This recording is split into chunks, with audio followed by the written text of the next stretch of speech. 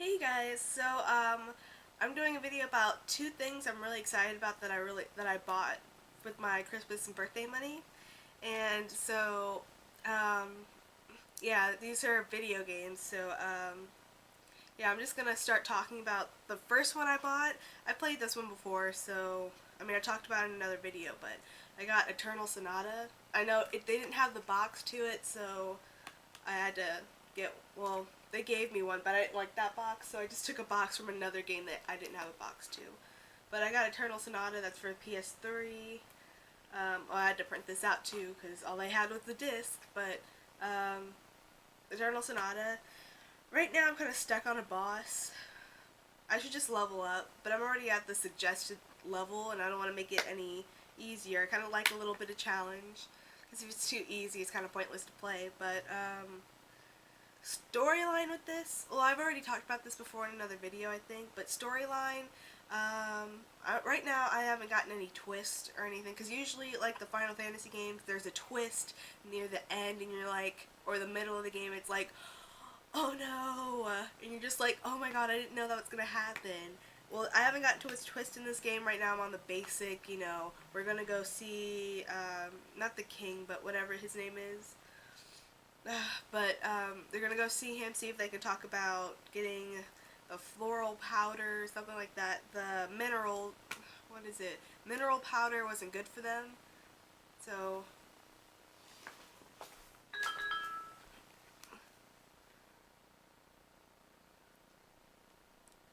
something about mineral powder, and it turns people into monsters, and they want to stop it, and they want to go back to the old floral powder and blah blah blah because it's cheap and it's putting people out of business and people are losing money. So yeah, I don't know if it changes. If you're wondering what this game is about, it's let's see, the actual gameplay is about trying to get the mineral powder to stop the mining and everything like that, but the game's actually about the composer Chopin.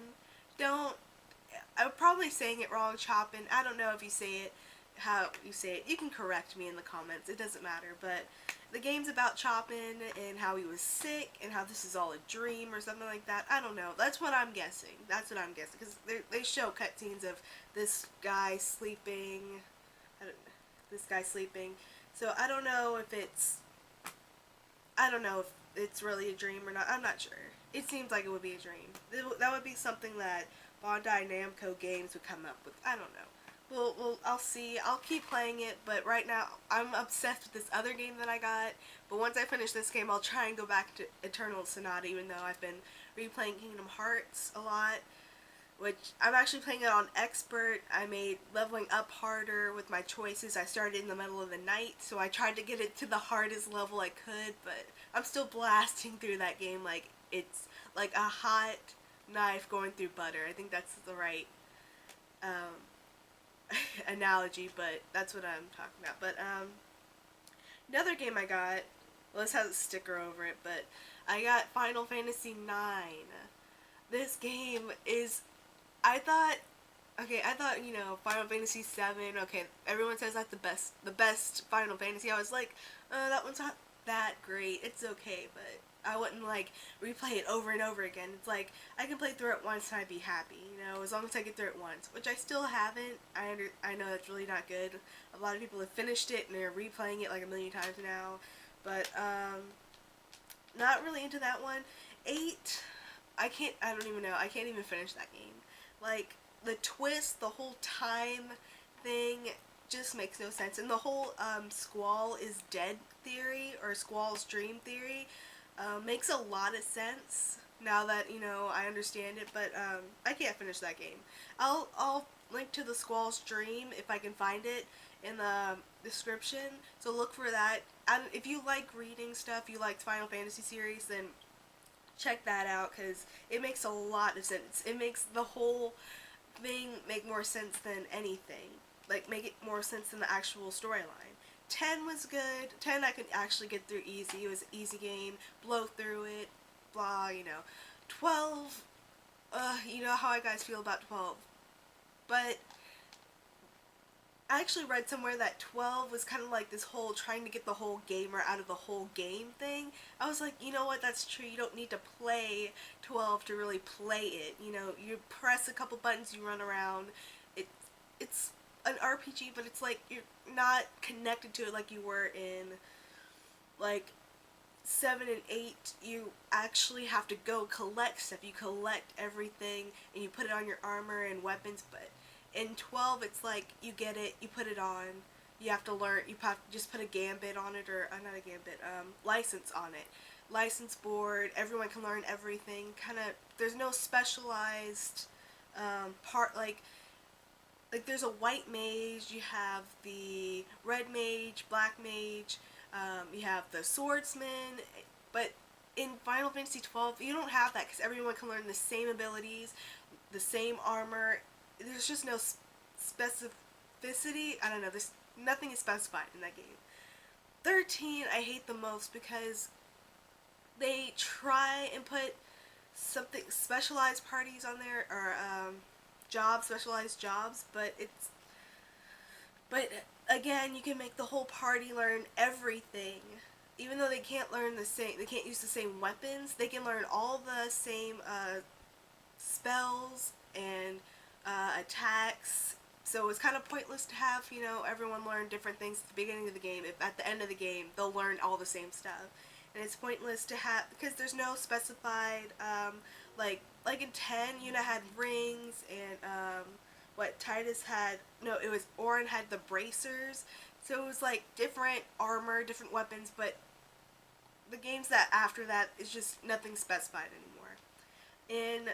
But in 9, first thing I love about this game, right off the bat, the beginning, like the first like 5 hours, you're already in the storyline. Not even, it didn't even take 5 hours to get to the main storyline. The storyline takes off like first 2 hours, first hour. It depends on how long you take to get in the mix of things. But first 2 hours, for sure, you're in the storyline. You know what's gonna be happening. Like, Princess runs away. That's first thing, and it's like, so Steiner tries to bring her back, and blah blah blah. It's just like, oh, okay, we have to get the princess back, and then it's like, no, we're trying to take her away, but you don't find out till like maybe disc 2. I don't know if it's disc 2, but find out there's a reason why they took her away and everything. I just love how it starts off so fast, but it doesn't go so fast you don't know what's going on. It's not like people talking fast like in Social Network, where they're like just rambling on. It's going quick conversations. This is fast, but you get all the information type fast. Like, they'll start you off, you have all your leading information, you know who everyone is and what they do and blah blah blah, but then the story captivates me. It's like, you think you know who the bad guy is, and then it's like, oh wait, maybe it's because he's telling her to do this, and it's so good. I'm only on disc 3. I'm hoping disc 3 will hold out because I had to replace disc 2. I had to go back to the store and replace disc 2. So I'm hoping disc 3 will hold up till I finish it. There's 4 discs to that, so almost done. I'm like in the middle of disc 3, maybe the end. I don't know. I'm on, I can't even think of the place. But, oh my goodness, that game is so good. That's like the best Final Fantasy I've ever played. If you haven't played it, play it. It's better than 7. In my opinion, it's better than 7. I don't know why. It's like, it's just really good. I mean, I think it's more classic than 7 was, because in 9 you actually do have a red mage, and you have, well, I think she's a red mage. But you definitely do have a blue mage, you have a black mage, you have the white mage, you have specified jobs in this game. Unlike, you know, 12 and 13, where anyone can learn everything. Even in 10, you can kind of learn everything, but mainly you stay on your own sphere grid in 10, but you can still learn everything else, but, you know, it may not help you that much. And it takes a lot longer to learn everything in 10 than it does in 12 and 13. But, I like 9 because it keeps the whole classic jobs, and it keeps, because you have like the heavy hitter like Steiner, and you have Freya, who's like, Freya carries a spear, and you have like Zidane, he's a thief, which, yeah, well, he's a thief. It's just so, I just love the whole classic jobs. I love how they don't try and make it difficult, they make it easy. It's, I don't know, it's just like the easiest Final Fantasy I've ever played. Well, no, not easiest, 10 was easier, but it's easier to level up in this game than it has in any other game, because you don't have to worry about, like in materia, like in Final Fantasy 7 with materia, you have to make sure, you know, you want people to learn it, and you have to take it off some weapons, put it on another person's weapon. But with 9, it's like all the abilities you learn come on the weapon, so you can kind of change your weapon. I know it's kind of, if you forget to learn something, you have to switch it out, but it doesn't take that long to learn the ability as it would in, like in 7, it would probably take a while to actually, well, even you couldn't, if you unequipped your materia, you couldn't use it. But in 9, if you unequip the weapon, and if you learned it, you can use that, you can still use that ability. And, let's see, in 8, the whole you have to go around and collect magic, that idea was stupid, because it really made me not want to collect magic. It made me not want to use magic. I just want to use physical attacks, but yeah, but again, that's all gone in 9, and I do understand a lot of people don't like 9, probably because it's like a medieval type game where it's like you have kings, queens, nobles, and there's not really any futuristic stuff. I mean, there's like airships, but they're like actual ships that fly. I think that's kind of cool though. And but what I mean by ships, like boats, ships, and they actually fly in the air. But yeah, I do love this game. It's really good.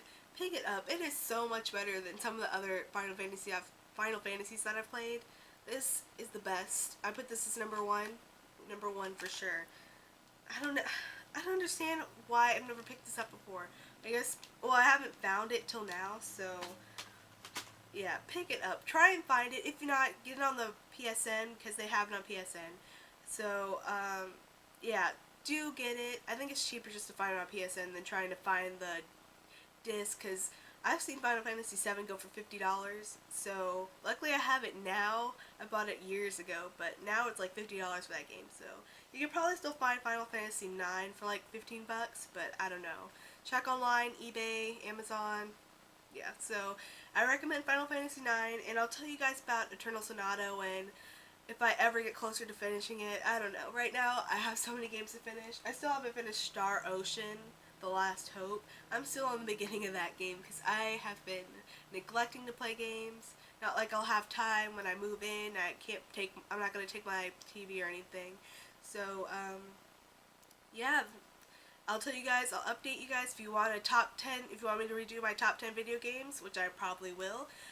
Leave a comment, do a video response on what you think about Final Fantasy 9 or Eternal Sonata. Especially Eternal Sonata, I want to know your opinions on that, because I spent like 30 bucks on that game, so yeah. So leave your comments and video response, and I'll see you guys later. Bye!